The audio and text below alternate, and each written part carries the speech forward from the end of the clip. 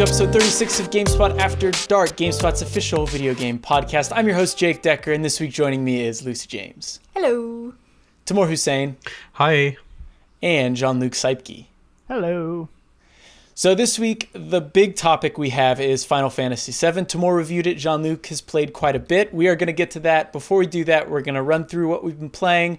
There's a couple news stories we want to hit. A big one that we missed last week. Both of them are regarding Sony. It's the controller and Last of Us 2 getting delayed, as well as Iron Man. And then we'll move on to listener questions. But without further ado, shall we start with you, Lucy? Do you want to talk about what you've been doing? Yeah, so I made a decision to myself that I was going to get the Platinum in Persona 5 Royal. So that's what I'm doing. Yeah, actually, it is way more attainable in Royal than it is in the main game, which I didn't go for. I think I got like half the trophies in the main game. But in Royal, I was like, well, I'm going to replay it anyway. I might as well get the Platinum or something. You don't have to finish the compendium. The only thing you have to do is max all your confidence and your social skills, which is super easy to do because you have so much more free time. Yeah, it's like I'm getting to the point now where I just finished the first palace. I have all of these, like the new story beats, like I'm meeting the new the counselor, like one of the new confidants, Maruki, and man, I just forgot how good that game was. I never forgot how good Persona 5 was. But I'm glad that I had a break of a couple of years, and now I can just really... Oh, God. I spent about 7 hours playing it on Sunday. Like, I have a spreadsheet. I'm trying to use... There's an old guide that tells you day by day what you should be doing in Persona 5. It's changed because things happen on different days in Royal, but you can kind of use it as a loose framework. I'm having a very exciting time with my spreadsheet. What can I say? But Persona 5 Royal, banger. I told myself I wasn't going to replay it. I didn't think I had any interest in replaying it, but then I saw Michael's review, and I've seen some of the new characters, and I got a lot of time on my hands, and I'm just kind of like, maybe I should do it. But I'm going to wait. I'm at least going to wait to get through Final Fantasy VII because I haven't touched that yet, and I definitely want to play through that. Yeah, I don't have it yet either. That's the thing. It's like in the way that everyone was talking about the game pre-release, all the new story stuff seems to come quite late in, but the new combat stuff and the palace layout changes from the get-go. So for me, after having a couple years break and going into Royal, I was like, this feels like a whole new game. Like I remember bits of it, but I don't remember a lot of things that I'm kind of experiencing now in Royal. And yeah, Michael's review, when I read it and I saw the amazing video edit that Jess did, I was like, yeah, okay. Yeah, I'm back. I'm like a full John Wick. I'm thinking I'm back. I think that's me. Yeah, I've been playing it as well, and the rhythm of the game is so comfortable to get into. It's like, it's such a comforting game, despite the fact that its subject matter is quite heavy at times, but just the day-to-day rhythm of that stuff, it's got a lot of the Animal Crossing style thing that we're all enjoying now. You can jump in and do these certain things and then tackle a big chunk of the game and then come back and do that again later. It's just really comforting to play. Well, that's kind of what I was thinking. If I returned to it, I don't think I would binge it. I mean, I say that now. Maybe I would end up binging it. But I think what I would do is I would just do a couple days every day and kind of just slowly trek through the game. Since I already know largely what's going to happen, I know the different beats. I don't remember a lot of it, but I think if I came back to it, that would be the play, because I can't see myself just sitting down and spending 12 hours playing it with all these other games coming out, but I could definitely see myself just taking it a couple days at a time. Yeah, I think it's one of those games that's really built for that. And God, the soundtrack, man, it's so good. Like the new song, I know Michael had some hot takes that he thought the new Ambush battle song was better than Last Surprise, but man, I think he might be right. Yeah. I think you might be right. I got a sound bar recently, and we got the exact same one. Yeah, we've got the exact same sound bar. And the same TV. And the same TV. Yeah, we've got the same tech setup here. What if you're in the same room, just like other ends? What soundbar is that? Is that a? It's a Vizio. I have the exact same soundbar. Yeah. It's right, real good. What brand and size TV do you have? Samsung. Also Yeah. Samsung, yes. Wow, I That's think. the- Did you get it yeah. on sale at Best Buy last year? Like we No, I got mine a couple of years ago, but I think it's like a very similar model. You probably have like the slightly newer version than Yeah. me, but But like they go well together. hearing that soundtrack come through a nice sound system, there's nothing like it. It's so good. Like I usually play with headphones because I don't want to disturb anyone around me, but with that game, I've been pumping Crank it it up. up. Crank it up. Yeah, how can you disturb people with that music? I mean, I'm Exactly. playing at like 4 a.m. in the morning. Okay, so that might be an Yeah. issue, but I haven't started the game yet, but I did download the like dynamic menu theme that comes with Oh, yeah, the yeah, game, yeah. and it just blasts the new intro theme on loop, and so I just leave that on, and like it's wonderful. it just gets me in the jam. I'm like I'm ready for it. nice. Well, I figure since you two have been playing, well, actually, Tamoor, you played a bit of Valorant, didn't you? Before we get into what Yeah. I've been playing in Final Fantasy, do you want to talk about Valorant a little bit? Because that seems exciting. Yeah, so Valorant is the latest team-based tactical shooter from Riot Games, which people know for League of Legends and more recently Teamfight Tactics. And it's weird to say this, but it is exactly what it looks like. If you're looking at a video or an image, it's Overwatch crossed with Counter-Strike. And it is very much feeling like Counter-Strike, to the point where I texted Chaim yesterday. I was like, just played some Valorant, might start playing Counter-Strike again. It's very, very familiar. It's got the same kind of feeling to it in terms of it's a very quick time to death, in that not in this Call of Duty way where you run headfirst into battle and hope for the best. More that like a single shot is enough to take you out if it's a well-placed headshot. And then unlike, it's very classic in the way it feels. Unlike Siege, you don't have much to do beyond just watching your teammates. You can't jump into the cams and see where any enemies are and flag them and highlight them and communicate with your team. You're just pretty much sitting it out and hoping that the rest of the team does their job. And the game mode I played was the classic, I don't know what the Valorant term for it is, but it was planting the bomb and then defending it until it goes off. The big twist is that you have Overwatch-like abilities. A lot of them are. Keep talking. It's alarming how similar they are. So there's a character who will fire a sonar arrow that will tell you where enemies are in the local area. It's in English. He's a Cockney English lad, but it's That's Diva, right? From I- Don't That's do Steve. this. how Don't dare do you? Don't do this. this. It's Hanzo, thank you. And then there's a character. The character I played was fired these balls of energy that could be used. You could use one to heal your enemies or self-heal. You could use the other one as an AoE that slows people down in the same way that Moira's ball might do as it would connect with an enemy. The other characters are like there's another character who can put walls up in the same way Mei does. It's a lot of familiar abilities, but the thing to note is like those aren't unique to Overwatch either. Those are unique. no. They're like common among many MOBAs, RPGs. I think within the framework of a first-person shooter, it feels more like it belongs to Overwatch, and in that regard, it is true. It is aping a lot of what Overwatch does. But I think what really sets it apart from Overwatch is the Counter-Strike foundation that it's building on. Counter-Strike, unless you're super familiar with it, you don't really notice it, but like it's all about the economy. At the start of each round, there's a buying phase in the same way there is in modern MOBAs, where you stock up on guns, armor, and in this, you don't have abilities on a cooldown. You have to buy them. So that, say, if you want to use that like AoE that slows people down, you have to spend money on that, and you can hold maybe like 2 of them. And if you want to spend money on the healing charge, for example, you can only hold 1 of them. So you have to be smart about how you use your money and how you use what you're buying at any time. And the ultimate is always like charging over time, and everyone has their own ult. The character I use the resurrection, so you can, which is very weird for a Counter-Strike game where you can bring a character back into the mix.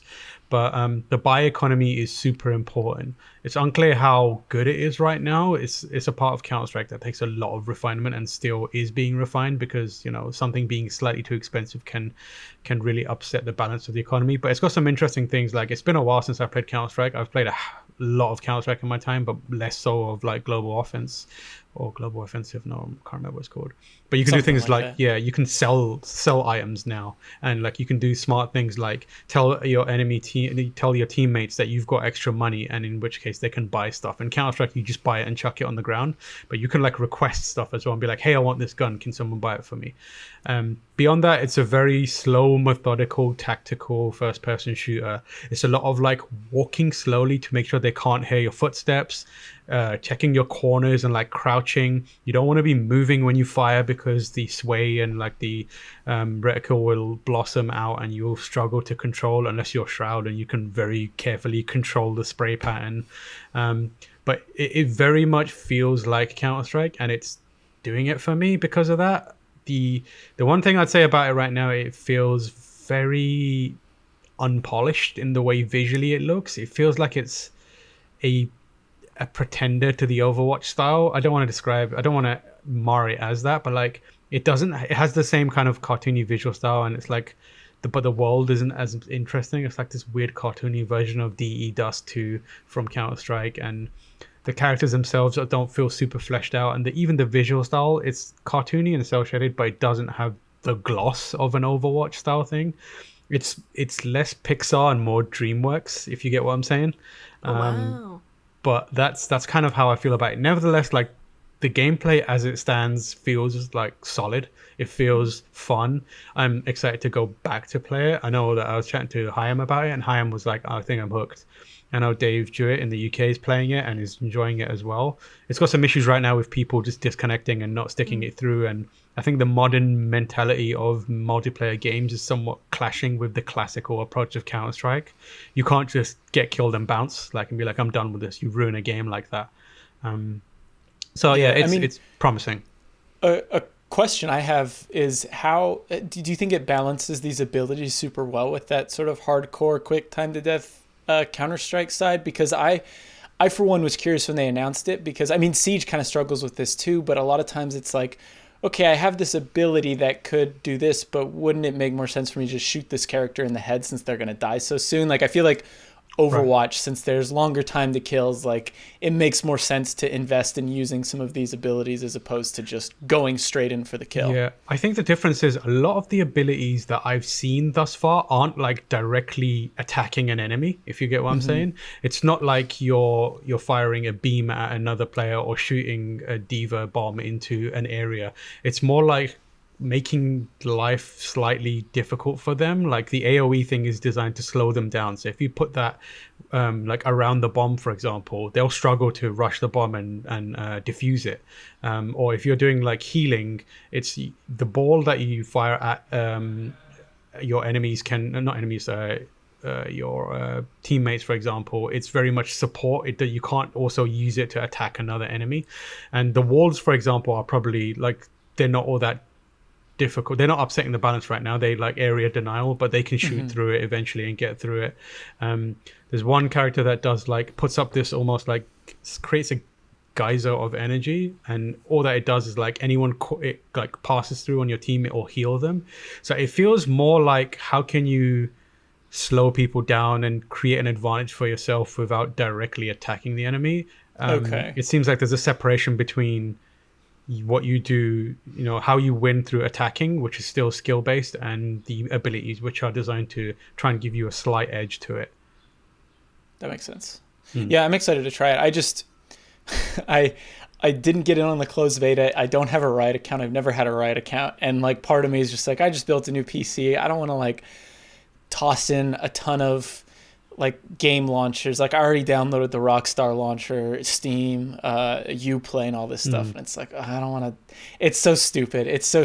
But it's still. No, I get. I don't want another launcher in here. I'm in the same thing. I've got this new gaming laptop, and I'm trying not to put anything on there. So it's I created a Riot account for this, and like I keep thinking I need to uninstall this as soon as this is done. Yeah. Also, the Riot account, the Valorant icon, it looks like an Adobe product, so I keep trying to find where it is, and I'm like, where is that? Right? Oh, it's there. It's Valorant. It just looks like Adobe Valorant or whatever. It's wild. Well, anyway, yeah, I'm excited to play it. Jean-Luc, are you planning on checking it out at all?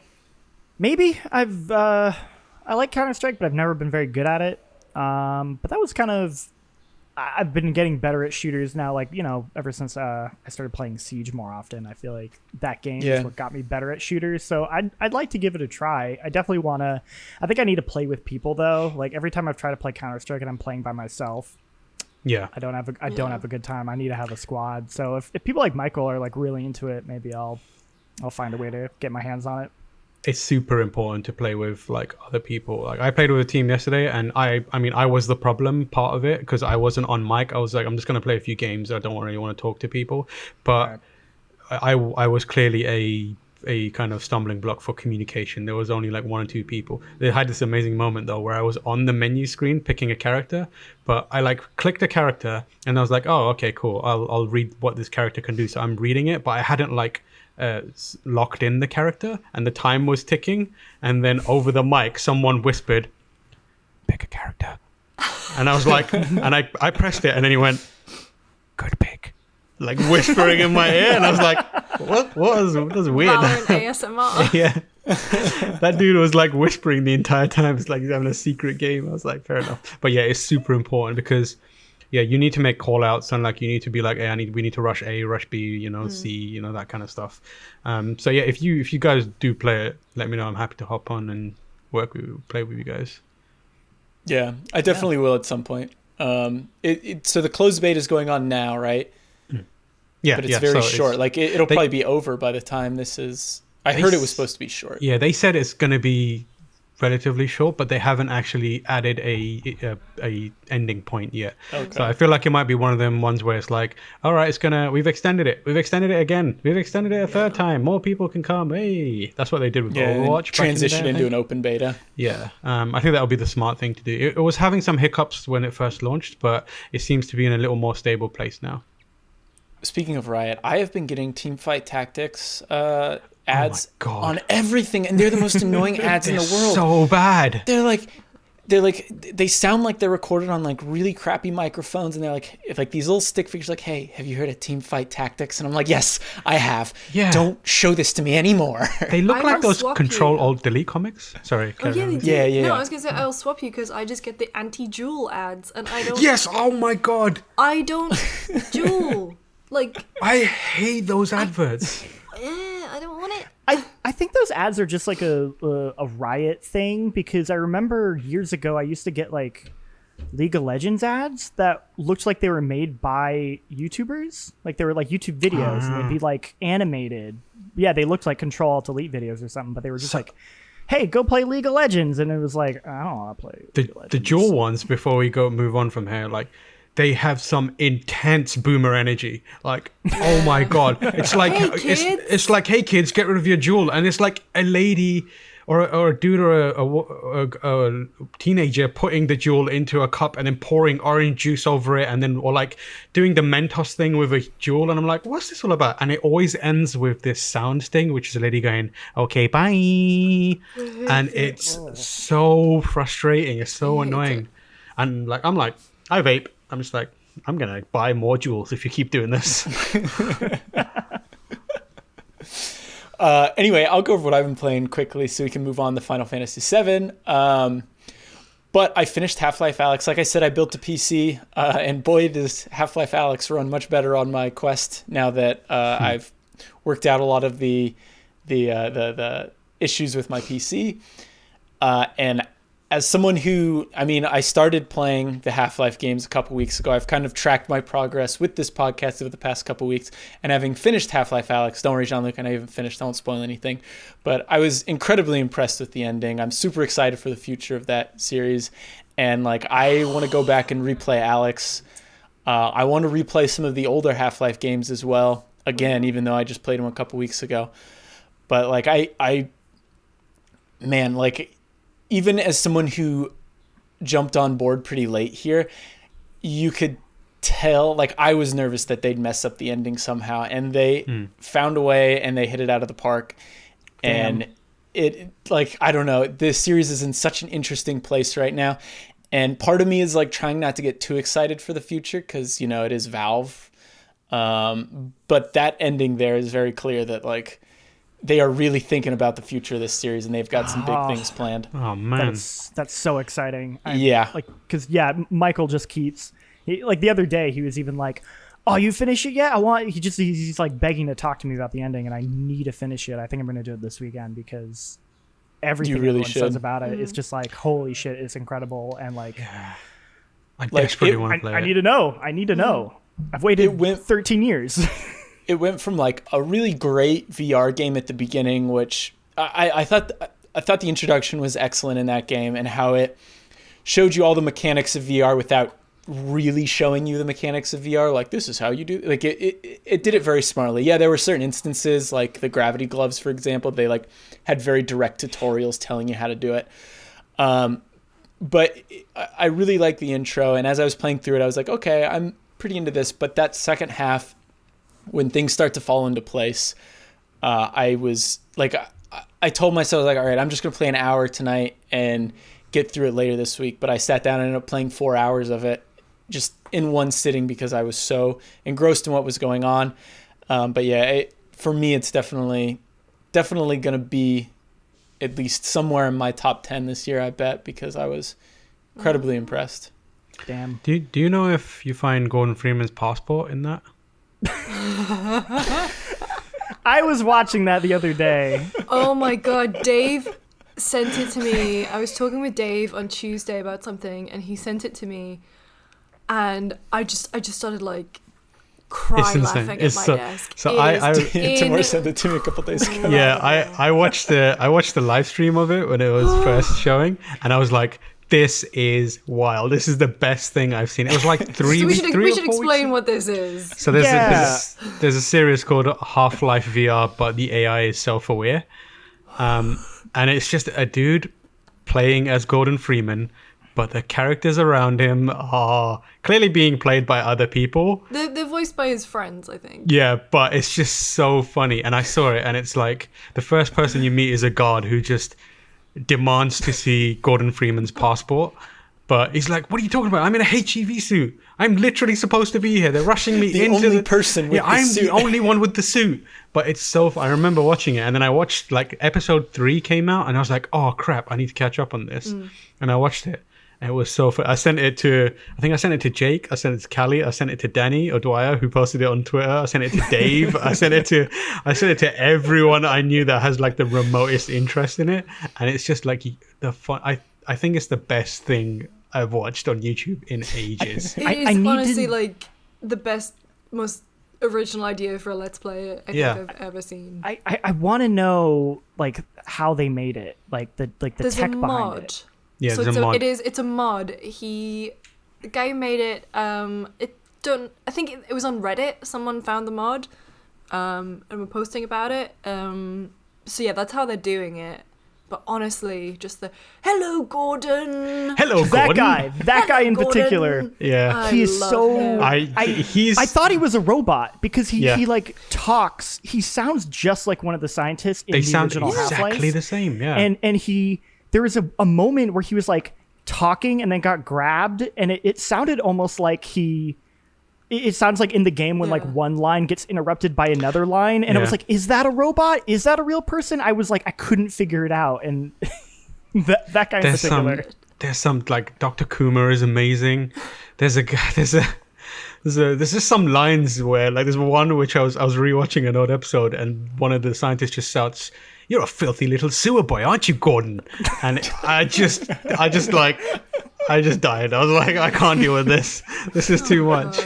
It's just like it is the most funny thing I've seen in so long. I love it so much. And what's it called? Like what was the title of it? Half-Life VR, but the AI is self-aware or something. The acting is like so good. Like the guy who plays Gordon does such a great job. Like trying to play it straight and like pretending like he's really Gordon Freeman in this situation. And it's funny. We're going to call this episode Gordon Freeman's Passport, by the way. Yes. The guard, when he does the calming technique, the Black Mesa calming noise, where he walks up to people and just goes, ah, and like a blue light fires out.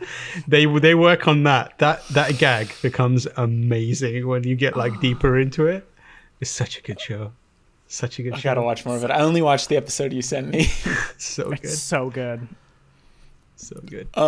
Anyway, other than Half-Life Alyx, I haven't finished RE3, but RE3 Remake. I'm about a couple hours in. I'm enjoying it well enough. You know, it's been fun. I can already tell I'm not going to go back and replay it multiple times like I did with Resident Evil 2. It doesn't have that same atmosphere. I don't know. It's just not quite doing it for me. I don't even really mind all the set pieces in this game. Like, I think they're fine, but I think it's the moments in between that are still... I think Alessandro mentioned this in his review, but it all just feels so rushed. Like, it just feels like I'm going from one place to the next before I can even really soak in where I am, like get an understanding of where different things are. And it just, I don't know, like, I know some people kind of prefer this more than Resident Evil 2 just because you're not backtracking a lot. But I don't know, I kind of liked learning an area like intimately and figuring out where all the secrets were and where the doors were and whatnot, and like coming up with routes that I could use to get to certain places while trying to avoid Mr. X. While this is just kind of like, all right, I'm in an area, I'm going to loot as much as I can until the next set piece happens, and then I'm going to shoot the nemesis a bunch in this arena and then move on to the next part. Yeah, I think that's like what you said. The set pieces are fine, but at the end of the day, like what I remember the most about my playthrough Resident Evil 2 was like those random moments that happen that are like unscripted with like Mr. X or like a zombie, like just those like player like water cooler moments. And I don't feel like any of that happened for me in Resident Evil 3. It was like, yeah, that scripted moment was cool, but like I didn't come away like having any particular fond like moments the way I did with 2. That's a shame. It's one of my favorite Resident Evil, so I was really excited to play it. And then I heard the stuff. I read Alessandro's review, and I was like, "That's a crying shame." It seems like they didn't put in as much effort or didn't have as much ambition for it as they did with the RE2 remake, or just not enough time. It kind of seems that way. Yeah, maybe time. Yeah, or even year, resources, right? Like, resources as well. I mean, you imagine that they were developed in parallel, but maybe, but I don't know. Yeah, overall, like it's not a bad game by any stretch. Like I've been having fun with it, and I think it's polished. It's still Resident Evil, right? So it's fun seeing like Jill in those situations and whatnot. And I don't regret, because I didn't get a code for it, so I bought it, and I don't regret buying it. But at the same time, it's like, this is. I'm not going to be playing this nearly as much as I did RE2, and it definitely won't have the same effect that RE2 Remake had on me. And mind you, I'm someone whose first Resident Evil game was Resident Evil 4, so I didn't play the original Resident Evil 2. I didn't play the original Resident Evil 3. This is just someone who is kind of catching up through these remakes, and so far I think RE2 is definitely my favorite of the remakes so far. Well, I would say like 2 is sort of like that one end of the spectrum of like that open-ended survival horror, and 4 is like the peak, like linear but like really tight action. This kind of feels like it's somewhere in between, where it's just like it's not as like open-ended as RE2, but its action set pieces aren't as tight as 4, so like it just kind of sits in the middle, and it's fine, but it never hit any of the highs of that series for me. It does not hit different. No, it does not. Nope. You know, it does hit different, though. Ooh. Hello, Gordon. No, that was your cue to talk about segue. Final Fantasy. Before we get into Final Fantasy VII, sorry to do this, but I kind of want to run through the other topics quickly, just so we can get them out of the way. All right, fair. And save Final Fantasy VII. The first one is one that we missed last week that we put in the title because we wanted people to know that, you know, we recorded it before this. But this is a big one, something that I'm very bummed about. It makes a lot of sense, but The Last of Us Part 2 has been delayed, and what is more disappointing is that there's no set release date. I think Sony has even been refunding digital purchases, so it sounds like this delay could be for a very long time. I am so bummed. I'm really I was so excited for this game, as many other people. Like, I totally get it. Like, I don't want any of these people at risk. I don't want them to go into to their job to work on a video. Like, no, they should work from home and like it's also such a weird game to release right now. Yeah. But I'm so bummed. It's killing me. I think that was, I mean, maybe I'm wrong, but from what like Neil Druckmann was saying, the game is basically done. I think the issue is more that Sony didn't want to release it because like just the climate of releasing that game wouldn't do it as many favors. But I think as well, there's retail.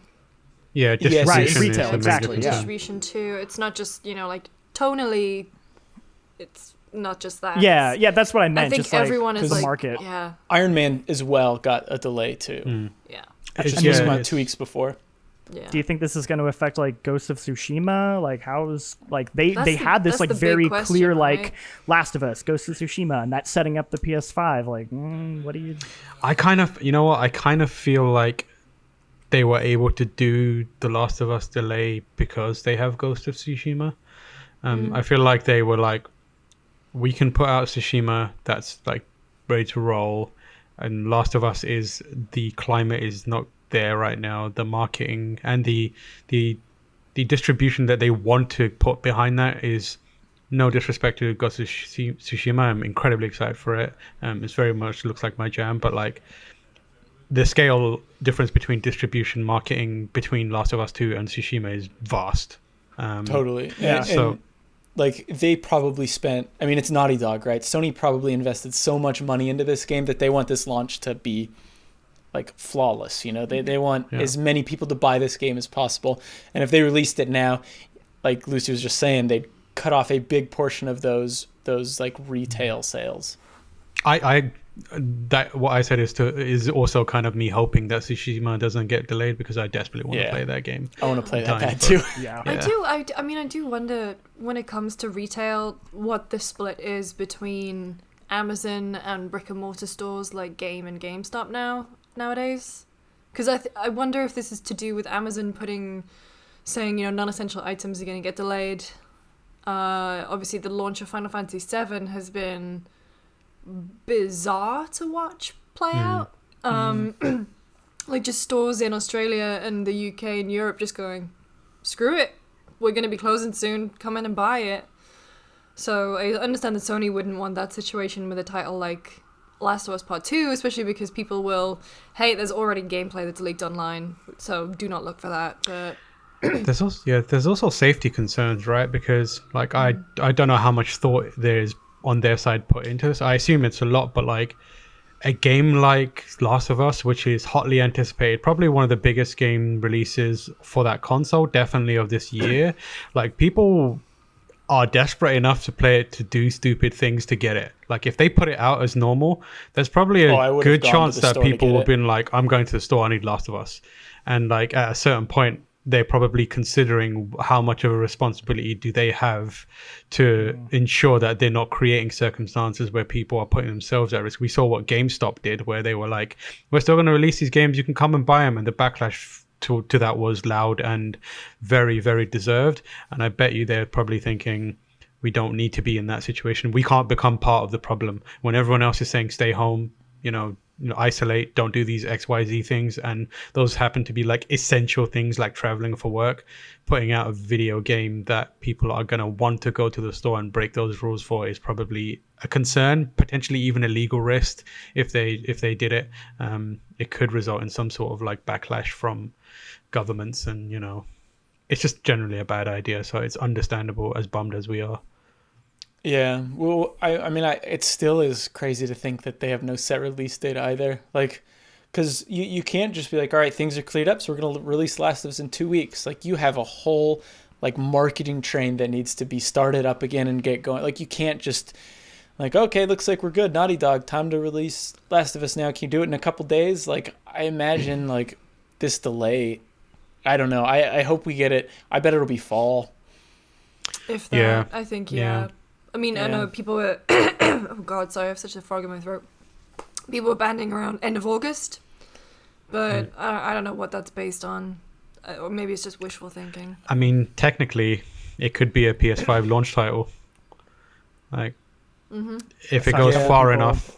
Yeah, if it goes far enough. And, like, that is given the circumstances, that is a decent case scenario. Like, it comes out, they push it all the way to PS5 launch. They're still confident in putting in their time frame for PS5, even though it's not specific yet.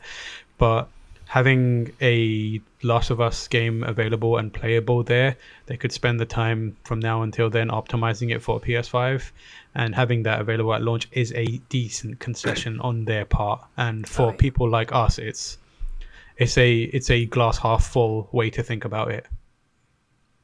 Yeah, I mean, I could definitely see that. I could see it because from what we've heard so far, it sounds like both Sony and Microsoft are still on track to get their console out this fall. Yeah, and you can play it on their brand new controller. Oh, yes, moving right along here, which they tweeted yesterday out of the blue, and it's so weird. This is I'm gonna preempt this before Tam exposes me. I wasn't gonna say anything. I'm not that kind of person. You said you recorded it and you're going to post it online. Yeah, I said that for bands. You know I wouldn't do that. I know. So me, Tam, Simon Cardy, friend of the show, and Blessing from Kind of Funny, were playing Overwatch yesterday. And Tam kind of goes, oh, Sony's just announced a new controller. And we thought it was... Hold on. Sorry. Is Blessing not a friend of the show? Oh, Blessing is a friend of the show, but okay, Blessing, it's because every time I mention Cardy, I always say friend of the show, Simon Cardy. Yeah. But also Blessing, friend of the show. We were playing Overwatch, and we thought he just meant like they announced a new color of DualShock 4. And the way that the conversation was going is that like it was really fragmented. And then you said it's called DualSense, which I said we all just said like this is completely fake. This is not real at all. They were actively mocking me. Like they were like, very we did funny. A little bit. This is when you can tell Tam's lying, when he makes up things like a DualSense. Because you said something like, oh yeah, it's a dual sense. Like it sounded like you were reaching to make that. Anyway, and then don't trust the former head of news for GameSpot ever for your breaking news. According to your Twitter feed, it still says head of news, which is not your job title. True. Also, like DualSense. That name. I get that they're pushing the haptic feedback, but it sounds a little bit like a sex toy. Like I'm just gonna put that out there because that's why I thought it was a joke. Because that's what it sounds like. We should edit one of those like destroy your dual videos for a DualSense. Okay, bye. Anyway, controller looks cool. I mean, I don't know. I feel like you can't really judge a controller until you hold it and play a game with it. But I was surprised that it was white. I mean, yeah, I'm actually kind of happy it's white. I go back on it. I know some people were like, "Oh, it's gonna get fingerprints and whites." You know, like black's a lot better for that. But like honestly, I like fun colors on things. I hate that all of my consoles are just these like black bricks. I like variety. Oh, you see, I'm the opposite. I am like, I love it. What is the Henry Ford quote? Where it's like you can have your car any color you want as long as it's black. That's me. I want that is... orange GameCube. I want fun colors. So I'm excited that the PS5 might be white. It might look different. No, I got the black and gray Switch Joy-Cons and then I got the gray Switch Lite because I was like, all these colors look fun, but I don't want any of them. See, I have all black. How I make my room fun. Yeah, I have all black, but my Switch Joy-Cons are yellow, and it drives me mad, and I hate it. And I can see, and like my controllers are blue and red, and because I have the Monster Hunter PS4 Pro, which I'm not gonna lie, I love Monster Hunter. It's one of the most hideous PS4 Pro's controllers. The controller is god awful. I'm like, what is this? It's gross. But the actual PS4 looks super slick. But the color mismatch, I like it to be like you are, Lucy, like blended in. I don't want to see the technology. But I mean, you can't see because it's hidden behind my plant. But I have the Xbox One X Taco Bell edition. So, which was Greg gave it to me because I needed a 1X. I had a 1. But I wanted an X. And it's like a weird black, grey, white sort of gradient thing. And even that puts me off, so I've hidden it behind my plant. I love colors. More colors. I'll take them all. I mean, that's how I color my room with my lights. I mean, everything else is sleek and, monochrome. The thing to remember too, right, is that like the control you're gonna get on a launch like PS5, you're gonna get rid of in a couple years probably. Yeah. Oh, the I mean, rubber's like, gonna wear off in like a month. The thing that yeah, I mean, want hopefully they fix that, but them to do is I want them to release a version with, I mean, the face buttons don't have the colors attached to them, like the blue cross and the green triangle and whatever. So I was like, I'd like them to do a version where it looks like that. The thing that I think actually I'm pretty upset that they're continuing off this trend is the like not calling the start and select button start and select. Like they're adopting that 3-line thing that Xbox did this generation, and now they have this like weird like spiked 3 lines. Like I'm like, what do you call that? Like when you tell your friend like hit the like, button, you're like, I vote we use Mary Kish's button now. No, I vote you use Mary Kish's options, which is hamburger and fries. Yeah, hamburger fries. Yeah, because that's what I'll be calling them. Shout out to Mary Kish. That's the best thing to do, but like, why? What's wrong with start and select? Well, I saw someone tweet where it was like, what the hell would you say if someone who doesn't play games is holding this controller? What the hell button would you tell them to press? And it's like, I still say select. I still say start and select. Exactly. Yeah, I still say start select. Everyone still says it, so why not just Share. call it that? Press the hamburger. Bring Press back the the old GameSpot start select, right? Yeah. I don't know. Any more thoughts on the controller? I mean, I think Lucy's pretty much said it right. Like I'll have no opinions on this until I guess it's in my hand and I'm playing a game with it. Because like, I mean, I don't really care. The neutral guy from Futurama. It's like I have no strong feelings one way or the other. Well, I think the more interesting thing is like it has to aesthetically align with the PS5 in some way. So like it kind of gives you like a little insight into how the system itself could look. So I mean, it could go either way. It could be like the main color, which is white, or the accent color, which was like a blacky bluey style thing. Right. But so there's probably like, I bet you they have a reverse option as well, where you can get a black controller with white trim. But like I think the key part of it is like, so that to run through it, it's got that 2-tone color design. It's got a different form factor. It's a little more curvy. It's got the light bar is no longer right at the top. It's beneath it, like to the bottom of it. It's still there though. Yeah, it's presumably for VR, right? Yeah. So it's got haptic feedback. So that's something that the Pro controller for the Xbox Series X has. Not Series X, the One X. So that's cool. I love my Pro controller. It's I've got fantastic.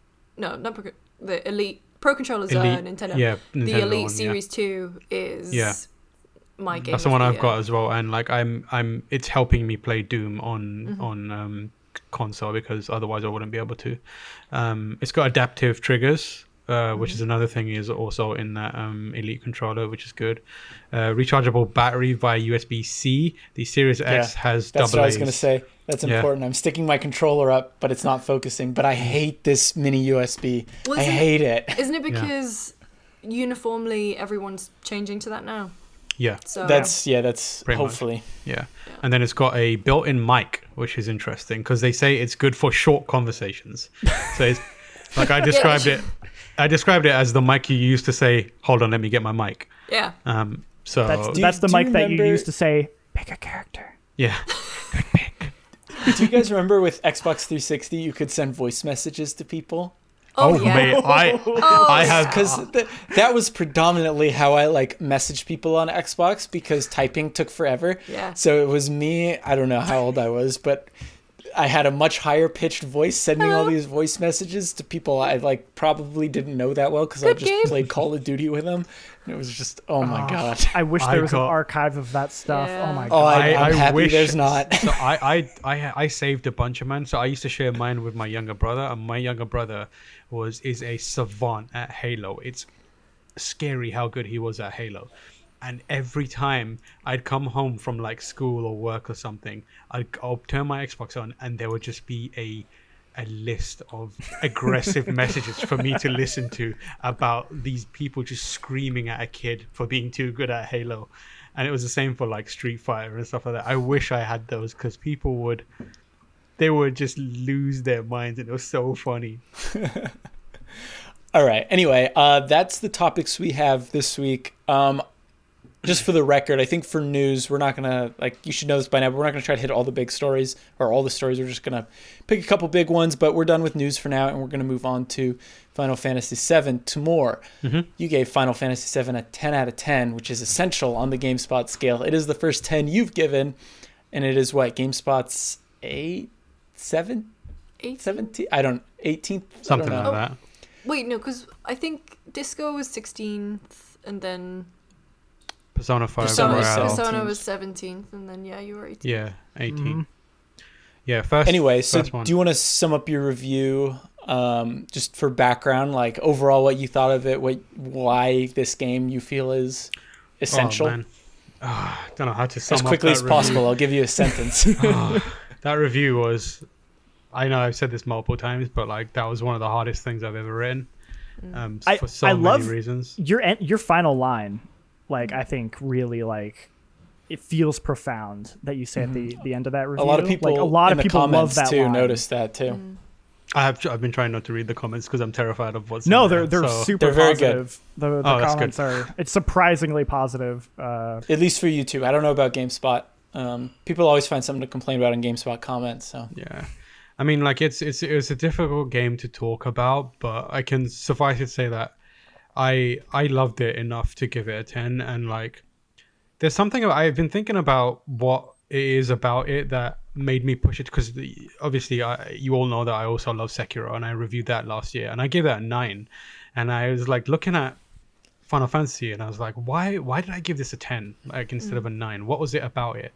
And I think part of it is the nostalgia, and to ignore the nostalgia would be stupid. Like, I don't think you can do that. It would be, I think you'd be failing at your job if you ignored the nostalgia part of it and acted like it didn't have an impact on you. So I put a bit in my review where I said, yeah, it works as nostalgia does what nostalgia does to you, but it's important to notice that like that it does more than that. And I think Jean-Luc is a testament of this.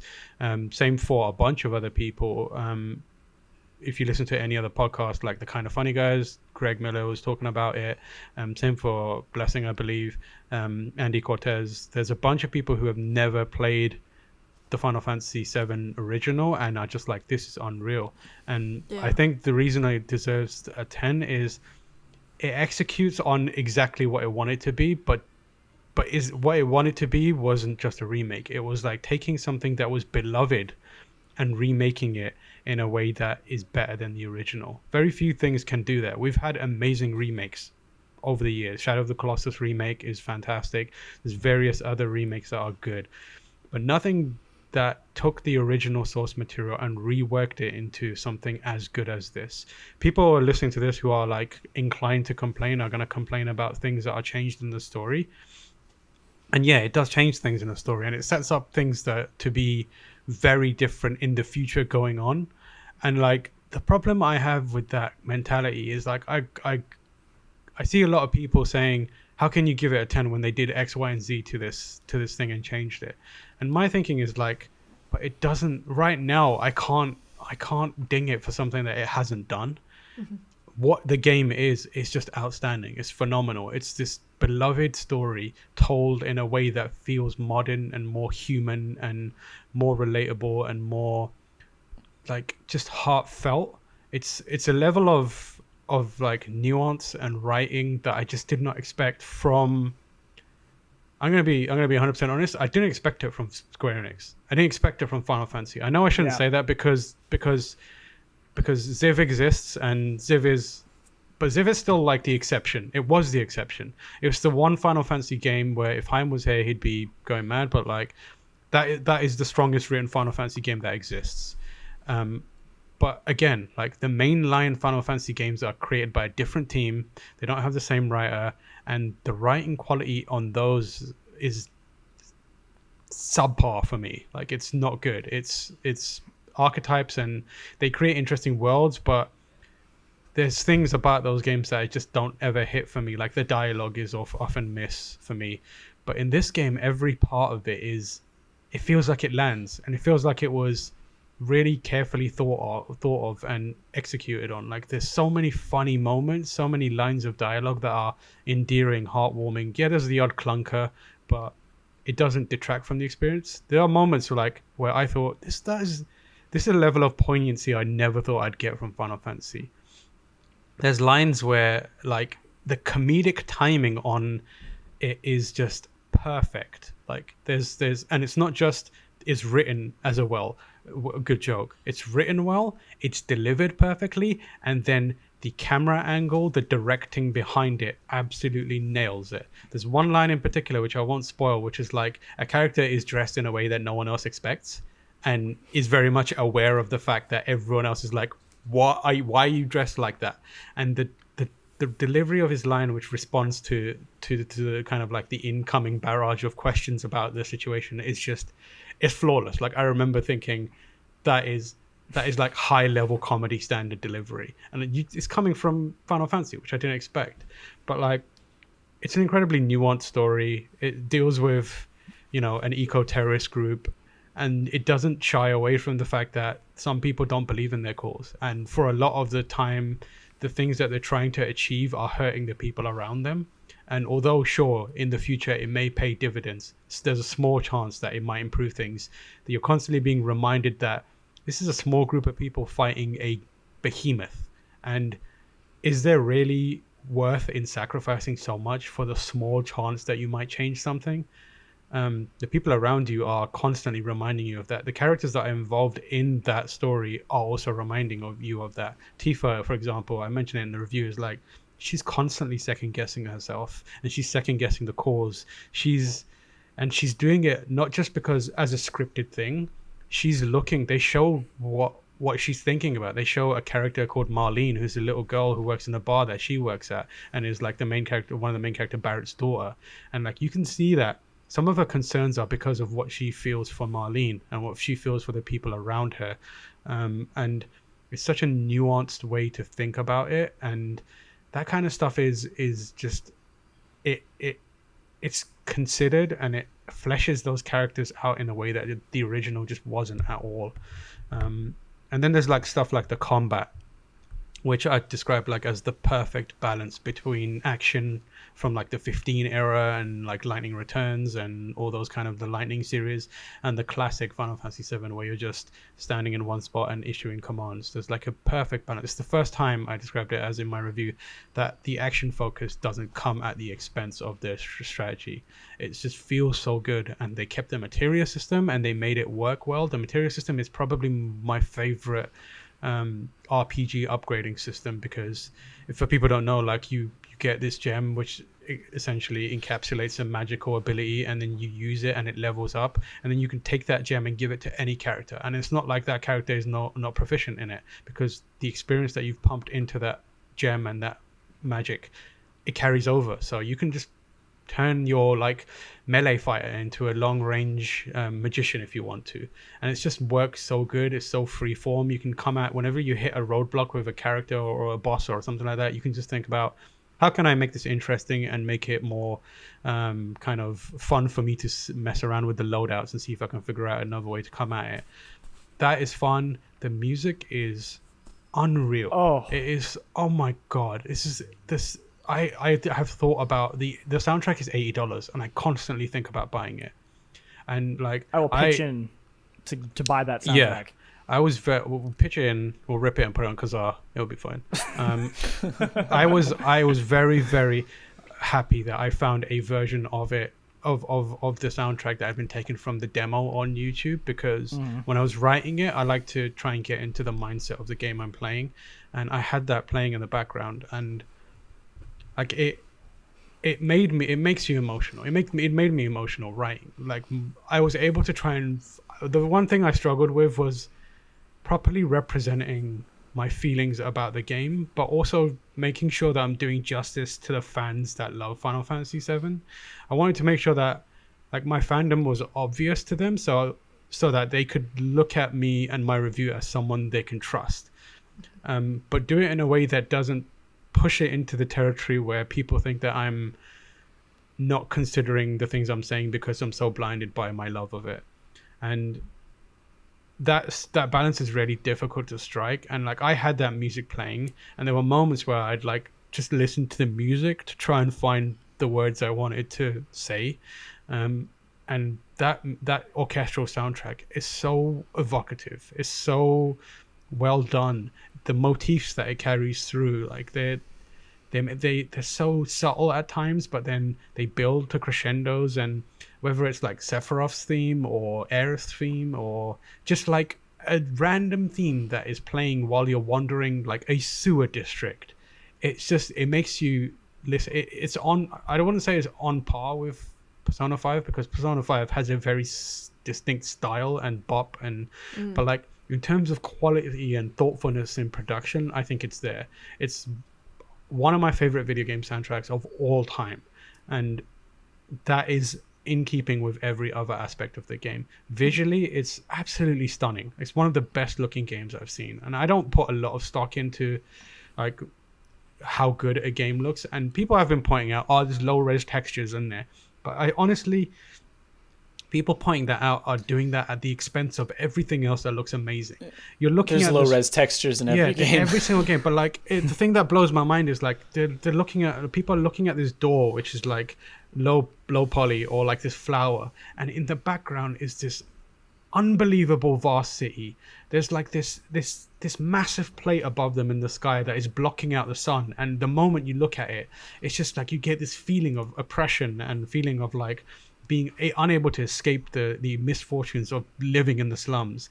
Or like you look at a character like Tifa or Barrett, and like you can see like into their eyes and almost feel that they're alive, and like the way their hair moves, the way they just behave in movement, and that all is just lost and pushed aside because there's a flower that's got not enough polygons. And I'm like, you're missing the point here. It's just a gamers. Yeah, I'm not trying to hate on people. Like, people care about things to different levels, but there's so much beauty in this game. It's overwhelming at times. There's points where you're so high up in this tower and you're looking over Midgar, and it will stop you in your tracks, because it's like you see in the distance this horizon, and there's a desert beyond, and the light looks like it's filtered through this like sand dunes, and it's like covering the city, and you just look out there and you're like, this is unbelievable how good this looks. And it's just phenomenal to look at, and I don't think it's a, as people say, like, oh, low res, low poly, whatever. It's just one of the most stunning games I've ever seen, and I can't believe it's the kind of game. It's how you'd imagine a game would look this far into a PlayStation's life cycle. Right. It's stunning. Did you play on PlayStation 4, PlayStation 4 Pro? Just out of curiosity. I played on a Pro, and that Pro was putting in work. Like, there were times when I'm glad I had that soundbar, because I had to crank it real up to drown out the PS4's fans, but it will make your PS4 work. But that's just like one part of it. It's the characters that really, really, really will stick with you. And like I said it in my review, but this is why people love these characters. Like, you love them. People loved them back then, but there was a lot of like filling in the gaps, pouring your own ideas and thoughts into these characters that had been like created almost as caricatures, but like they're very thin when you look at them now. But I dare anyone to spend some time with Aerith and not just be like, I love her so much, and like just be around Tifa and look at her and just be in awe of how powerful she is. Watch her just like destroy the world around her with her punches and kicks. She's such a powerhouse. And then she'll come to you and have this moment of vulnerability that will just make your heart sink. And it's like having a close friend open up to you. And like Barrett, you see him, he's like, I described him as like a WWE pay-per-view character, because he's just screaming and he's always cutting a promo. But then you have a moment when he just picks up his daughter and says something to her, and it will just melt your heart. And like Wedge and Biggs and Jessie is a character that is just given no time in the original game, and you meet her and she throws herself at Cloud. She's like, maybe you'll be like, my leading man, and she's like, she is very much horny on main. Like, everyone is horny on main in this game. But like, there's a moment where you do a quest and you realize you do a mission. I hate describing them as missions and quests because it just sucks the heart out of it. You go on, like, you do this job with her and you realize why she's like that. She had a dream, and it impacted her personality in a specific way, and then you look at her completely different from that point, and you're like, oh, I understand why you behave like this, and it makes you think about that character. Same for like Biggs as well. Like Biggs is a character who like seems like he's just very charismatic, like cool, calm, collected soldier type, and then there's a line someone says where they're talking about someone else in their past, and they mention a name, and you're like, oh, wait a second, you connected to this, connected to this, and you were here doing this thing, and you're like, I did not expect you to have a role in this thing that's happening in front of me. And like even there's a small thing that I use to highlight why it's essential to try and do everything in that game. There's this mission where you go to a part of a city, and a character, which is a teacher, asks you to find a bunch of her students that are running around the city on a patrol. And you look at it, and even I remember going, great, it's basically a dynamic fetch quest. I need to run around this area and find these kids. And I did it. I found these kids. I returned them home. Some of them like were trickier to find because there's enemies that you fight on the way, and they're in the area. And then a few missions later, I had to do a similar mission, which was like the same mission. The kids are off again, or you need to go and find these kids. And I was like, what is this? And then I found those kids. Every single one of those kids was wearing a wooden version of Cloud's Buster Sword on their back, because he had rescued them. He had become their hero, and now they were going around town just trying to be like Cloud. And that was like, I could have missed that easily, but that little bit of character development, and you could see the impact it has on Cloud. He's this cold-hearted character. He only wants money, but then he sees these kids who idealize him, and he's like, damn, I've got to pay attention to what's happening. And you can see him, like, he's thrust into these relationships that he doesn't want to start with, and he just can't escape them. And he's caught on a web of like humanity, and that's the most interesting part of this game. And like I said, like, there's a point where you meet Aerith, you walk through an area with her, and honestly, like, the music playing, speaking to her, like, I couldn't contain my emotions. I was like, I just burst out crying, because I was like, this is everything I wanted it to be. And like that specific moment, speaking to Aerith, it was like, I think it's one of the greatest game moments I've ever had. So I just love this game to bits. And it's important to once again reiterate that is enhanced by my nostalgia for the game. But I think if you even someone like who has no nostalgia for it can see the value in it. Yeah. Final Fantasy Jean-Luc can speak. Jean-Luc as well. Yeah, Jean-Luc too. Like, it's never clicked for him before, and he was telling me like the same, just like how much he was really enjoying. So like the area. Well, I mean, I almost like. I'm more interested to see what people think of this game who are nostalgic, because I feel like nostalgia is tricky, right? Everyone's quick to say, oh, this is just fueled by your nostalgia. But if you're nostalgia for something and they like mess it up or something isn't quite right, like those are the people that are going to notice, and those are the people that's going to call it out. It's not the people who are like passing fans. Like myself, like I'm going to play this game. I'm not going to notice that kind of stuff because like I'm not nostalgic. But that's why, like, hearing the fact that you're nostalgic and it's still it is more than what you expected and all that stuff makes me even more excited to play this game and more interested. But I guess just to kind of like move things along here, Jean-Luc, you're someone who didn't play the original Final Fantasy VII, right? And you're still really enjoying it too. Oh yeah. I've never, like, I 100% agree with everything Tamoor said, and I never played the original Final Fantasy VII. I have no nostalgia for it. The few Final Fantasies I've tried, I've bounced off of. 13 I thought was incredibly dull. 15 I liked parts of it, but then got bored of it pretty quickly. This I was expecting, like, I was excited to try it, but I was like, not really sure how I was going to feel about it, and I just kind of wanted to know, what this Final Fantasy thing is all about, because it is that like one that everybody is so nostalgic for, and it is just it's so well done. The characters are like in that first, I played that first hour, I played like the demo, which is essentially the first chapter, and I remember being like, yeah, this is okay.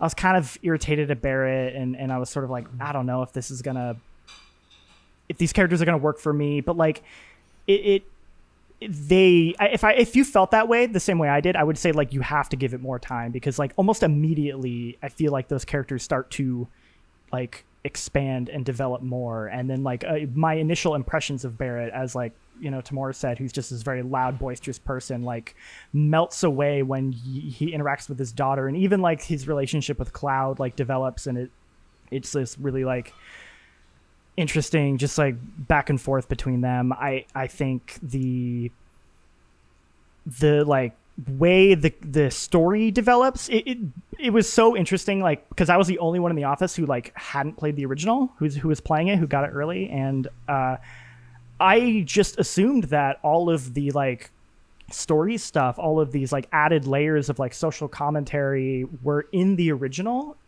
and they aren't. Like they're kind of there, but they're like people being like, oh yeah, like that wasn't in there, and like they really didn't like dive into like dealing with the consequences of being, you know, part of this like eco-terrorist group, and like the convictions of your choices, and sort of like the social hierarchy of this like corporation who's kind of oppressing this system. Like it's there, but apparently it's just not, it was kind of more surface level, and I was shocked because it felt so core to the story. It felt like, are you kidding me? Like this is what's making this story for me. And like I was baffled that a lot of that stuff was just not in the original. Like it feels so necessary.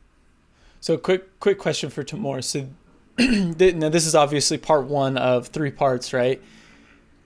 Mm-hmm. Or multiple parts. How long is like if you take this section, how long is this section in the original game? Probably about 3 hours. Okay, so okay. That's short. Interesting. Okay. So there's a lot. Short, yeah. I'd say 3 hours is probably an overestimation, if anything. It might be like 2.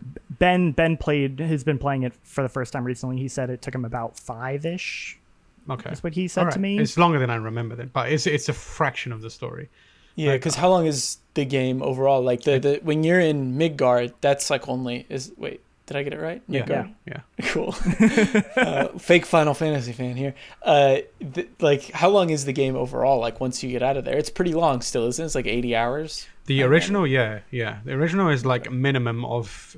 The problem with that game, not problem, but the thing with that game is like it's got layers upon layers of buried stuff, so it can go for 100 hours if you wanted to, but like minimum is like 50 hours, 50, 60 hours if you're doing everything you can in the main path. But like this game is 40 hours based on a 3 to 5 hour stretch of the original. And and it doesn't feel like they were just adding in filler. Like it all feels substantial. It all feels it all feels impactful. It all feels essential. That's why I described it as in my review. Like it doesn't make sense that this wasn't here. It doesn't make sense how this story could have been told without this, because it just seems so crucial to the tale.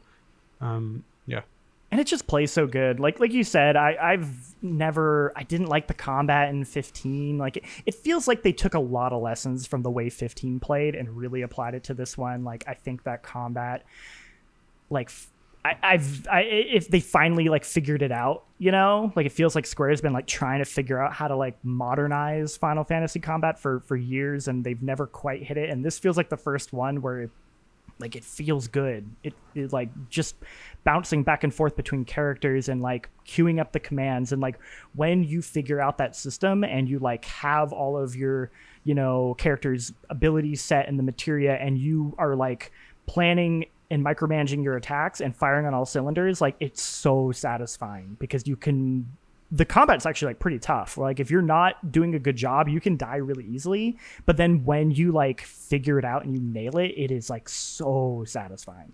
Yeah, there's no like random. In the originals it'll be like you take 3 steps and you'll be in a random battle and you're fighting like constantly. This is way more conservative in the amount of fights you have, and because of that each fight is more in depth and like more meaningful. It's they're trickier. They feel closer to something like, you know, a mini boss. Every skirmish is a mini boss, and then there are bosses in between. But yeah, it demands a lot of you. But once you figure it out, it's this kind of satisfaction that you have in playing a Fire Emblem, a XCOM, that kind of strategic movement of things, and the satisfaction of watching your plans pay off in the way that you wanted them. And even that Persona style thing where you identify a weakness and then you exploit it, and then it puts that enemy on their backs, and then you further jump in. That kind of like the stagger system is just like that, where you apply a pressure once you exploit a weakness, it applies pressure to them, and then if you keep doing that, they're staggered, and it leaves them completely open. This doesn't have an all-out cinematic attack, but it just means that you can pile on the damage, and it feels so good when you do that, because you feel smart, and you feel like you've kind of like figured out a character, or figured out an enemy. Yeah. In a way that like 15's never did. Like I just remember like 15 feeling a little like, I'm just spamming the button, I'm kind of going through the motions. Like it didn't quite click for me that way. Oh no, Jake's gone. Yeah, that happens. My camera's not meant for this. It's fine, I'll turn it back on soon. But yeah, like it just like in 15 I just remember that combat being like pretty like I'm just kind of going through the motions and hitting the buttons, and this I felt like I'm constantly thinking about it, and even like 15's open world, there are elements of it I like, but I think it suffered from just like it took forever to get anywhere, and a lot of times it felt like filler. Like this feels I think the restricted nature of the environments really benefits the game. It feels like every area, it feels handcrafted. It feels like when you do the side missions, it's like these small little town areas that just feel big enough to feel fun to roam around in, but don't feel like too big where you're just like aimlessly wandering around in a way that I feel like about a lot of open world games. It has huge Yakuza energy. Like you and me were both saying that, like both in the structure, but then like you mentioned the humor is like, it does. I don't know if that's what they did, but it feels like they took some lessons from like the way Yakuza fuses like its super serious tone with its like jokey like comedic moments, and it feels like they nailed that to me. And that's coming from like a Yakuza fan first, not a Final Fantasy fan. Like I know the original game also had its goofy moments, but something about the way they deliver it in this one. It works. It doesn't feel like irritating in the way that I've played other JRPGs where like it's just like, oh, this character is trying to be funny but just comes off as really obnoxious. Like that doesn't happen in this game. There are parts in the original where the goofier parts are actually, by modern standards, would be described as problematic. And oh sure. Yeah. Those are in this remake, but they are handled in, I don't know, everyone's is different, but I would describe it as progressive. I would describe it as smart. I would describe it as like very well done. Very well done, and unexpectedly like very, very respectful. There's a moment which could have been in the old game would have been a lot of think pieces and Twitter complaining. In this game, I felt uplifted by it. I saw it and I was like, I can't believe they said that, and that is exactly what a lot of people will be wanting to hear. Is it what happy to hear? Is it what the guy said at the very end of the cloud? After the unexpected. We got to move on here. Oh, it's okay. Yeah, but that line stuck with me as well. Yeah. But before we do that, I do want to mention that next week you guys are going to do a spoiler cast, which will go up in this podcast feed. So make sure to check that out. And actually, before we move on, Lucy, I was curious if you are planning on. Do you have experience with Final Fantasy VII? Are you planning on playing this? Like, I kind of want to know your background because you enjoyed Final Fantasy 15, right? I did, but I didn't finish it because of Chapter 13, which sucked. Yes. And I never finished it, even though I know they patched it. I'm a big Kingdom Hearts fan for my sins, but I really enjoyed the demo for 7. Hearing you guys talk about it, reading Tam's review, listening to Greg and talking to Greg about it, I'm really pumped to play Remake, and I was actually debating whether or not to start Persona 5 this close to it, but I think Persona is one of the games that I can just do in the background, because I feel like I'll finish Final Fantasy, and if I time it right, that's when the newer story stuff in Persona will be coming in, so it's like a nice little segue. Yeah, things I can play at the same time. No, I'm super excited to play it, and I have no fan affiliation really with Final Fantasy. Like, I love 12. I've been to a few of the concerts. I liked 15. Didn't really care for the other ones that I've tried. But I do want to play 8 and 10. 13 is the one I'm referring to there. But no, jazzed to play 15. Jazzed to play 7 Remake. I've got 15 on the brain. Sounds like you and I are in the same boat, Yeah. except I'm not a Kingdom Hearts fan, and I You love anime. want to make sure everyone knows you love that. anime. I Make love sure I everyone love knows Kingdom I'm not Hearts, Kingdom Hearts. but this is the game that Kingdom Yeah. Hearts wishes it was. Like, Okay. Yeah, yeah. That is fair. All right. Well, I think that's a good enough point to wrap up this Final Fantasy VII review discussion. If you want to hear more, tune back in next week. Like I said, in this podcast feed, Jean-Luc is going to be doing a spoiler cast, so make sure you finish the game, obviously, but keep an eye out for that. Should be more good discussion about the game, but let's move on to listener questions. Lucy, do you want to take this first one? Yes, this is from Jeremy in our Discord channel. Hit us up. One thing I should mention. Ooh. Sorry. If you want to send us questions, do it at afterdarkpodcast@gamespot.com or join our Discord. All these questions this week are actually from the Discord because I was trying to dig through my GameSpot After Dark label, and it was kind of a mess because a lot of people were asking for Discord access and whatnot. Don't worry, we still see your questions. We'll get them in. But for this week, we just went with Discord to make it simple because it's been a crazy week. Anyway, sorry, continue. That's all right. This is from Jeremy, who says, I was thinking about this the other day. Do you guys remember coming across any memorable gaming myths when you were a kid? Things that you may have heard as a rumor at school or from friends that you tried to prove right or wrong? I think the popular one is finding Luigi in Mario 64, but personally, I encountered a lot with Pokemon Ruby Sapphire for the Game Boy Advance. One was that you could become a member of the Elite Four after beating the Pokemon League Championship 100 times. I think I gave up after around 15 tries. And another was that if you solved a puzzle using Braille, you could unlock a set of Pokemon called Reggie. My jaw dropped when I finally solved the puzzle and discovered them, and to this day I can't believe that turned out to be true. So I guess my question is, did any of you ever have any gaming myths like this when you were a kid, and did any of them actually turn out to be true? Braille? That's wild.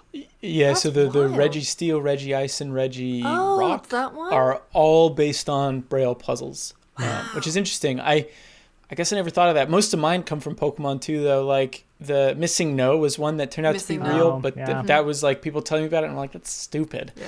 And then sure enough, I found it. But then in Pokemon Red and Blue, there were a ton of other stuff, like Mew under the truck. I remember that one. That was a big one. And like I even remember hearing how to become a gym leader or a member of the Elite Four and all that stuff if you beat them enough, and just all these ridiculous stories. But another big one too is the original Animal Crossing. I remember hearing from friends in like online, seeing so much stuff being thrown around about what you could see and do in Animal Crossing if you did these very specific things, like one of which had to do with like tricking Mr. Rossetti into doing this thing, and then you can like get rid of him permanently and all this weird stuff. But yeah, those are off the top of my head what I can think of. Speaking Is of Mr. Animal, Rossetti in the new Animal Crossing? no, Kind of. If you Well- call the help services, Oh, Okay, that's cool. him. it's him on the other line, but he is like actually not in the game at all. That's a Like shame. even if you call them, he won't show up, which is a bummer. Wait, has Hopefully anyone he'll be seen back. Froggy Chair yet? I haven't seen Froggy seen Chair. Froggy Chair. I was gonna say, speaking of Animal Crossing, I sort of appreciate how we've had this interesting like video game myth revival with Yeah. New Horizons, specifically. Liars on TikTok. Yes, So many I was gonna liars say. on TikTok. My girlfriend is both obsessed with Animal Crossing and TikTok, and she is Hell yeah. so frustrated at all these filthy liars on TikTok who are like claiming you one- can do all these things, and So she's I like, put one- none of these are true, and I'm so mad. I put one in Animal Crossing Slack yesterday, and it was like, okay, I'm going to try this. Update didn't work, but I looked at all the comments on it. It was something to do with how to get it to spawn a mystery island every time. Yeah, and there was a she did the specific- same yeah. one. She tried the same one.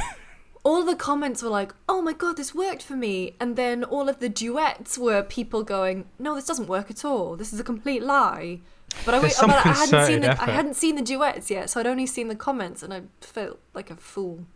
There's a concerted effort on TikTok to spread misinformation around Animal Crossing for some reason. It's wild.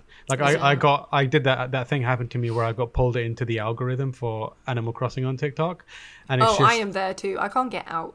yeah, it's pure lies. It's just pure lies, and I'm like, why? What? Tom Nook would be well upset by this. No, the worst bit about being in Animal Crossing TikTok is everyone using the same sound, which is the me me me me me me me me me me me, and they do these little conversations where it's like me being insecure, my boyfriend hyping me up, and it's like, okay, I've seen this exact same meme dozens of times now. Use the sound for something else. I don't care. Is that, or they're like flexing on like how good their island looks, but it was also like 2 days into the game, and I'm like, you filthy cheater! I know you time skipped to get that. Like, yeah. So there's one rumor that I remember for Metal Gear Solid. So there's a pretty early in the game, you need to take the elevator to, I think it's floor B1, and there's a ladder on the far end that takes you into the vent. And then as you're crawling through the vent, you can look down and see Meryl Silverberg, who's a major character in the game and the franchise, just doing setups. And then there was this rumor where if you after seeing her, immediately backed out of the vent and then climbed back up in and did that, I think it was 30 times, all the way there, all the way back, you could see Meryl with her trousers off, and you could see her bits. And I was like, oh, that is stupid. It is true. Oh, it is true. Yeah, I was gonna say that one's true. I was gonna say that sounds like a. I did it. I was like, this has got to be stupid. I did it, and it was true. And I was like, how is this allowed? Like, it's unbelievable. But like the graphics were so bad that it was just not fun. I mean, got nothing out of that. the ones that I remember are definitely Missing No. That was the big playground one at the time when I was a kid. But also Naked Lara Croft. What was it? That was meant to be a cheat code that would make Lara Croft naked. There was one that made her explode. That was true. But naked, I think was fake. That makes someone else explode. All right, moving on. All right, this next one is from Jacob, also from the Discord. I just finished a short hike over the weekend. The accomplishment of finishing games is great, so I wanted to ask, what are your favorite under-the-radar short games? Everyone always goes to games like Journey, but I'm hoping for more games like Virginia, 80 Days, or Oxenfree. Thanks.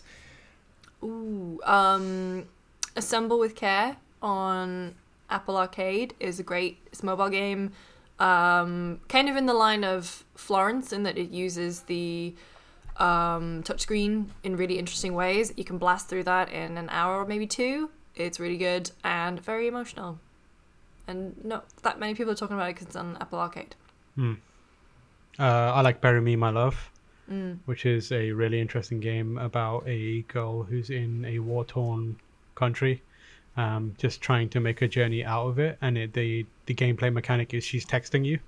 So you're just having this text conversation with her and getting updates on her journey, and it gets quite harrowing because she gets captured and forced into refugee camps. It's not a fun time game, but it's emotionally impactful, and it doesn't take up a lot of your time. There's a very natural limitation. Like, she'll send you a text message, and some of it is really difficult. Like, her last text message may be like, people are coming for me, and then you won't hear from her for 2 days, and you're like, God, I hope she's okay.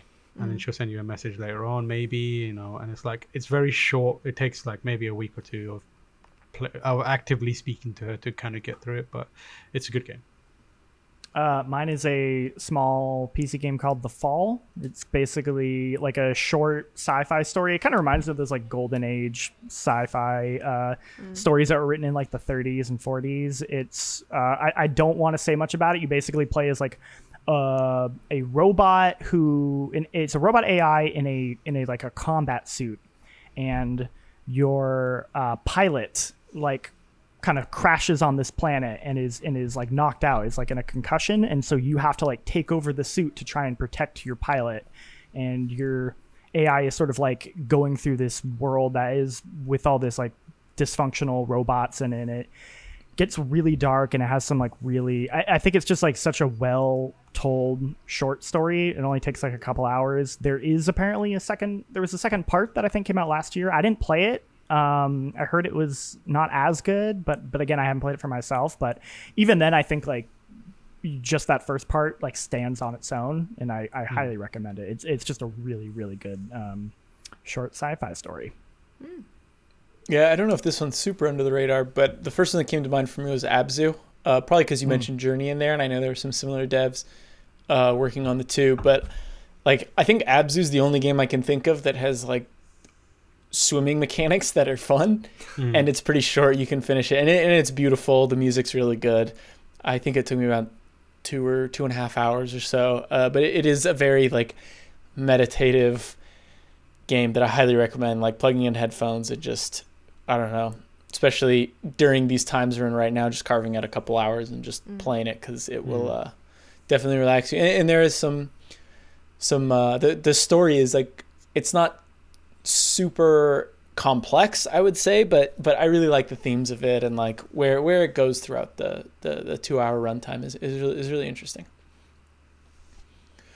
All right, I don't know, anything else anyone wants to add? No, I think that's No. it. Okay, we got one more question here. Tamoor, do you want to read this one? This one is from Jake. Serious No, business. serious business. Okay, cool. All the talk about Animal Crossing has made me think about games that have come out either the perfect or the worst possible time.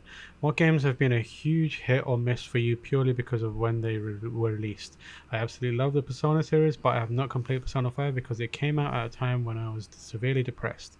The mood and tone of that game was too much. Even the dark red and black design felt like an aggressive attack on my mood. On the flip side of that, the Mass Effect series was released during a period when I was grappling with my sexuality and felt very alone. Being able to roleplay as Femship and have a relationship with Liara was whilst being surrounded by an incredibly supportive and open-minded crew, except Ashley. Fuck you, Ashley. It was exactly what I needed. P.S. Thanks again for all the content you folks are continuing to provide. I can't tell you how much it's helping to keep me sane. Michael Haim's review of Persona 5 was so incredible that it makes me want to conquer my fears and go back to finish what I started. Heck yeah. Damn, yeah. I think for me, Mass Effect was one of the big ones. Yeah. I was struggling with depression back in when it came out, and I remember sitting down in a dark room and starting that game, the first one, and just being fully absorbed by it. And it, like, for a little while, it just consumed my life, and I remember it fondly. And I think I would be a different person if I didn't have that game at that time. Yeah, I would say, I mean, Mass Effect for me too, but I think the game that really reminds me of that is Red Dead Redemption. I remember getting it at launch, and that was at the end of, I think, my first year of university. Yeah, it would have been.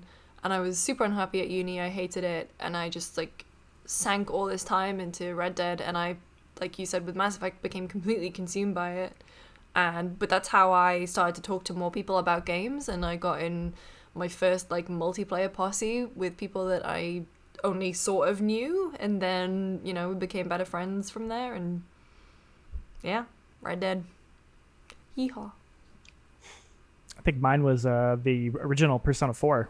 That came out, like, when I think I was, like, literally the same age as the characters in that game when it came out, like, in high school. So just, like, that, like, their struggles in that game, like, really hit me on another level. As much as, like, I hate characters like Yosuke, like, when some of the stuff that Yosuke deals with in that game, like with his boss, like, really resonated with me, and characters like Chie, and, like, I think just sort of, like, the idea of, like, overcoming yourself and your own fears and anxieties, and, like, having a group of friends like that just really connected with me at the time when it came out. So yeah, that game really means a lot to me. I mean, I would say Last of Us for me, the first one, because that came out at a time where I was, like, I was in school, but I, like, had no idea what I wanted to do. Like, I had very little direction. I had just dropped out of a different college that I was in, that I like, was spending a lot of money, and I wasn't happy, and I had no idea what I wanted to do. And I started playing Last of Us, and I was so entranced. I ended up playing through it multiple times. I still play through it every single year. I've done grounded mode multiple times. Like, that game means a lot, but I think ultimately, like, the biggest thing I guess I owe to that game, or, like, the biggest thing that always reminds me of, is that was the game that I played, and I was like, man, I want to, like, cover this game somehow, even though I'm not paid to, like, that's not something I ever thought I wanted to do until I played Last of Us, and then my mind was going crazy with, like, this is what this means. Like, I just, there was, like, yeah, I don't know. Like, I guess that was the start of what became a career in this industry, just because that really got me to think about games in a very different way. So yeah, I would say that came out at the perfect time, just because it gave me direction when I didn't have direction, in a very strange way, which is another big reason why I'm very bummed that we're gonna have to wait much longer for The Last of Us Part 2. Before we move on, question. Before we move on, I think it's worth trying to go back to Persona 5, especially with Royal out there, because I hope that you're in a better. We all hope that you're in a better place now. It sounds like you may be, but that game, for as difficult as the starting is, it is about rebelling against the things that hold you back and the people that hold you down, and it's about empowerment. So those reds and blacks that might be attacking you back then, they can very quickly become something that you will see and identify with, a feeling of empowerment and a feeling of being able to take life and destiny into your own hands and fight back against it and feel good about the power you wield and take action. So, I mean, your mileage may vary and your sensitivities are different to ours, but that is what that game is about. And we gave it a 10 for a reason, because we think it executes on that so well, and we're all fans of that game, and it has helped us and touched us in different ways. So I would recommend it. I'm sure the others would agree as well. Yeah, I don't even like anime, and I'd recommend it. You love anime. You love it. Anyway, that's been episode 36 of GameSpot After Dark. Thank you so much for tuning in, sticking with us during these confusing times. Before we get into plugs and whatnot, the big plug that I want to mention is the GameSpot Discord. If you want in on the GameSpot Discord, DM me, send us an email at afterdarkpodcast@gamespot.com, and we will get you in there. One thing that I haven't mentioned before that I should mention is that these invites expire after 24 hours. So if you don't check your email super often, I'd recommend just DMing me or Jean-Luc on Twitter, and we'll make sure to get you in. I mean, if not, we can just keep sending you invites until you make it in, but that is one thing to consider. When you join, please make your first message, hello, Gordon, so we know that you came. Gordon. Yeah, hello, Gordon. Hello, Gordon, or have you seen my passport? Yeah. So just come into general and drop those in there, and then we'll know that you've listened to the podcast and you've come. That's like when YouTubers are always like, if you've made it to the end of this video, comment like I don't know, like money making tips or some random shit. Use discount code hello Gordon to get a free. Yeah, don't try that. It's not going to work anywhere. And huge thank you to everybody that's already joined and has been nice. in there it's and such like a nice Discord. Just like having conversations. Like you guys have been honestly like it makes my day feel better. I think it can be a little tough engaging with audience in our job, especially because like anybody on the internet can just click on our videos or go to our website and leave a comment, and that leads to a lot. You have to sift to find the good stuff. And like this Discord is just like this filtered, like pure positivity. So huge shout out to everybody who's joined so far, because it makes me feel a lot better when I check in and you guys are just talking about your favorite games or letting us know that you liked a video or something we worked on. That always cheers me up. Yeah, definitely. And shout out to Jean-Luc, because Jean-Luc did a lot of the heavy lifting for that, and very happy it's finally there. Lucy, what do you want to plug? Well, I'm just about to film this episode of Good News Gaming, so let me plug that. That'll be going up on Friday. As well, please look up, Kurt did a video all about, it is an incredible story about the original Resident Evil DualShock version soundtrack, which is, the story is like falling down a Wikipedia hole. The guy who, it's a famously terrible soundtrack, and the guy who composed it was deaf, or was he? And unbelievably, that's not even the weirdest twist in that story. So please go watch it. It's fake genius. I have been obsessed with that song for years, and I had no idea that Kurt was making a video on it. So like waking up and seeing that like made my day. I was like, I have to watch this. Like, oh my God, yes. Because that is like one of my favorite weird pieces of video game trivia. So bizarre. But yeah, that's a great video. And that's it. And I'm on Twitter at Lucy James Games. Tamoor, how about you? You got your review up for one? Yeah, you can check out my Final Fantasy VII Remake review on GameSpot.com. Please go to YouTube as well and check out the video review, which Jean-Luc did a magnificent job on. I watched it a bunch of times in our collaborative QA service Frame, and it is phenomenal. It's just, he hit all the beats that I would want a video review he made my words sound good, which is amazing. Yeah, and that's pretty much it. I'm at Tamoor H on Twitter. Jean-Luc? I was also gonna actually pimp that video. It's a weird one. Like like video reviews are always a weird one for me because I'm just taking someone else's review and I'm like, making a video out of it. So it feels weird to call it like it's my video, but for whatever reason, but like I felt, I mean, not to say that I don't put any effort into any reviews, but I felt very compelled to like make this as good as possible. And like there was a point where it was basically done and like I should have stopped. Like it was like 6 o'clock and I was like, no, I need to pull out the PlayStation 1 over there and capture so that I can just make this intro exactly how I want it. Like I just felt like Tamoor, your review was like so good that I was like, I have to do this justice. So I saw that hop, skip and jump footage was just absolutely phenomenal. I was like, he's clearly putting the thing in for here, so I appreciate that. So I feel very proud of that one. I think that's one of my best video reviews I've done. So I would also recommend you go watch it. And you can find me at John Lexepke on Twitter. Cool. And you can find me at Jacob Deck on Twitter. And there's probably more Animal Crossing guides that I've worked on coming up. So if you need more Animal Crossing guides, we're here for you. Anyway, wouldn't it be amazing if you were the person feeding all the fake TikTok videos? Oh my God, that like, would be a story. Let's end this podcast now before we go down this rabbit hole. By day, he makes Animal Crossing tips guides. By night, he lies to the kids on TikTok. Hey, that's how I gotta get content, so we can make videos like myth busting. Like, yeah, see, I'm thinking ahead. Anyway, we'll see y'all next week. Bye.